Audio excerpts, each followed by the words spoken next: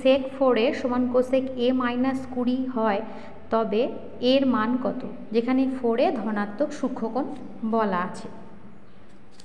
তো এই অঙ্কটা করার সময় আমরা সেক থেকে কোসেকে যেতে পারি কিংবা কোসেক থেকে সেকে আসতে পারি। এটা a মাইনাস 20 ডিগ্রি হবে। ত্রিকোণমিতির পূরক কোণ অধ্যায়ের সূত্র আছে, সেক থিটা মানে হয় কোসেক 90 ডিগ্রি মাইনাস থিটা, আবার কোসেক থিটা মানে হয় সেক 90 ডিগ্রি মাইনাস থিটা। তো এখানে 4a বলা আছে ধনাত্মক সূক্ষ্মকোণ, তাহলে আমি সেকটাকে পরিবর্তন করব, লিখব কোসেক 90 ডিগ্রি মাইনাস 4a।